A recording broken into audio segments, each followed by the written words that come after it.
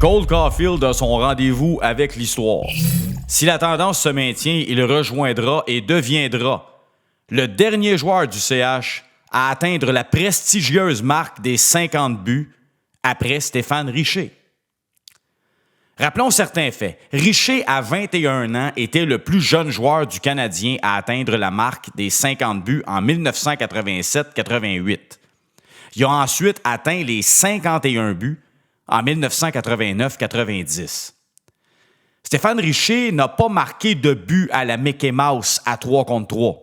Puis Stéphane Richer, à l'époque où il marquait ses buts, il y avait de l'accrochage. C'était permis.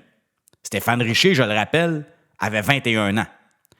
Cole Caulfield a 25 ans.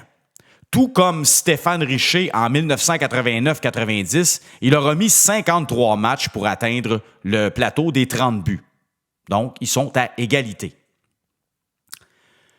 En ce moment, Caulfield est le deuxième dans l'histoire avec le plus de buts à l'étranger dans une saison, avec 26. Le seul qui le devance en ce moment, c'est Guy Lafleur, avec 33. Je vous le répète, dans le temps de Richer puis de Lafleur, il n'y avait pas de prolongation à 3 contre 3, puis même, je vous dirais même qu'à une époque, il n'y avait pas de prolongation tout court. Cole Caulfield joue avec Nick Suzuki et Juraj Slafkovský, qui en ce moment sont considérés comme le meilleur premier trio dans la Ligue nationale de hockey. Stéphane Richer a joué avec Bobby Smith et Shane Corson. Qui? C'est ça. Bobby, j'avance plus Smith comme centre, Shane Corson à l'aile, puis de temps en temps, t'avais Guy Carbonneau qui prenait la place de Smith au centre. On va mettre tout de suite les choses au clair. Il n'est pas question de comparer les époques. On le sait déjà, c'est impossible. Mais pour moi, Stéphane Richer, c'est un joueur qui est beaucoup plus complet que Caulfield. Pas du tout le même type de joueur. Richer, c'est un joueur qui était gros avec un tir foudroyant, du type slap shot. Caulfield, c'est un petit joueur de finesse avec un tir des poignets précis et chirurgical. Caulfield est un opportuniste.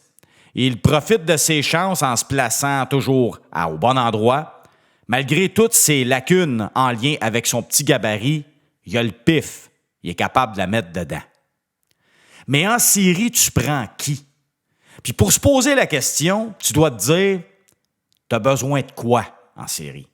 Moi, je prends le gros joueur, plus complet, qui va être capable de distribuer quelques mises en échec en plus de marquer quelques buts. Pour le moment, on ne sait pas ce que Cole Caulfield va apporter en série au CH.